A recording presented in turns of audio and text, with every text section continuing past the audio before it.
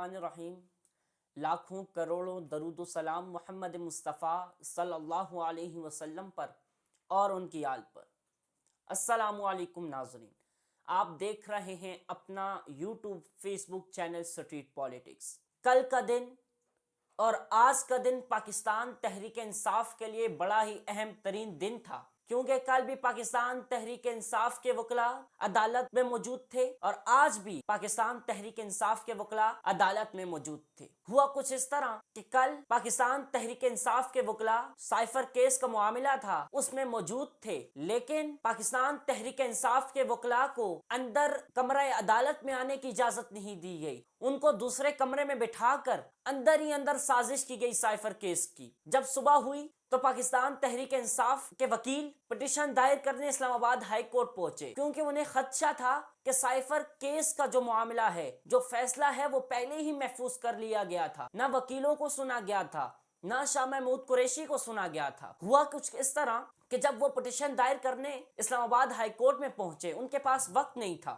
دوسری جانب اڈیالہ جیل میں ٹرائل کورٹ میں عمران خان کے سائفر کیس کا مقدمہ چل پڑا۔ جلتی میں جب عمران خان کو صفحہ 342 دیا گیا، جس میں عمران خان سے کچھ سوالات پوچھے گئے تھے، لیکن عمران خان صاحب نے کہا کہ میں آپ کو بذات خود سوالوں کے جواب دوں گا۔ وکیل نے سوال پوچھا کہ سائفر کہاں ہے؟ عمران خان نے کہا کہ سائفر میرے پاس موجود نہیں ہے، کیونکہ سائفر پرائم منسٹر ہاؤس میں تھا اور اس کی ذمہ داری میں نے ملٹری سیکرٹری اور انتظامیہ کے حوالے کی تھی۔ میں نے سائفر ان کو دیا تھا کہ اس کی نگرانی کرے، لیکن ملٹری سیکرٹری نے سائفر کو گما دیا۔ اس میں کئی میرے رہنما بھی شامل ہیں، انہوں نے واضح کیا، انہوں نے نام بھی وہاں پہ واضح کیے کہ وہ کون تھا جس نے سائفر کو چرایا۔ جب یہ بات جج نے سنی تو جج نے جلد از جلد فیصلہ سنا دیا۔ جج نے کہا کہ اگر آپ کے پاس سائفر موجود نہیں ہے تو آپ کو، عمران خان کو اور شاہ محمود قریشی کو 10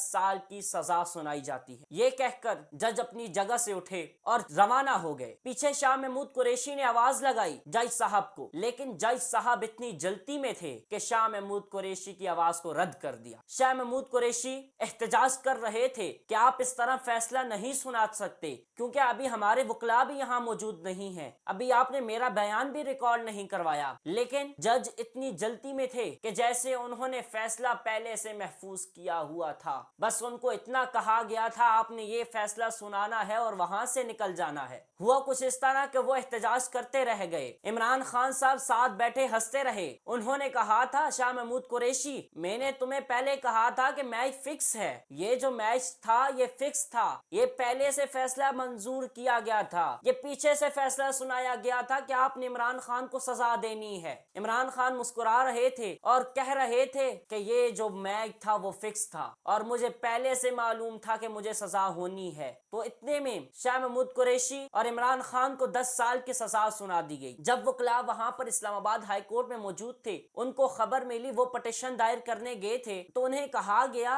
کہ عمران خان اور شاہ محمود قریشی کو 10 سال کی سزا سنا دی گئی ہے۔ تو عمران خان کے وکلاء ہنگامی صورتحال میں آئے اڈیالہ جیل، لیکن انہیں اڈیالہ جیل میں جانے کی اجازت نہیں دی گئی۔ یہ کیا ہمارا جمہوری نظام ہے؟ یہ کیا ہمارا عدالتی نظام ہے کہ ایک طرف لوگوں کو رعایت دی جاتی ہے اور دوسری طرف جلد بازی کے فیصلے کیے جاتے ہیں؟ ایک پارٹی کے کیسوں کو ختم کر دیا جاتا ہے، دوسری پارٹی کے کیسوں کو دوبارہ سے بحال کیا جاتا ہے اور جعلی کیس بنائے جاتے ہیں۔ اگر آپ دیکھیں تو اس میں سائفر کیس میں شاہ محمود قریشی کا ریکارڈ بیان نہیں کیا گیا، اس میں وکلاء کے بیان ریکارڈ نہیں کیے گئے۔ اس سے واضح نظر آتا ہے اس کیس میں دم خم نہیں ہے، یہ کیس بہت جلد خارج ہو جائے گا۔ یہ جو سزا پاکستان تحریک انصاف کے قائد اور شاہ محمود قریشی کو ملی، یہ جلد از جلد معطل کی جائے گی، کیونکہ اس کیس میں اتنے نقائص ہیں۔ اگر آپ دوبارہ پٹیشن دائر کریں گے اس کیس کے خلاف تو یقینی طور پر جیت پاکستان تحریک انصاف کی ہوگی۔ عمران خان صاحب نے جاتے ہوئے ایک بیان ریکارڈ کروایا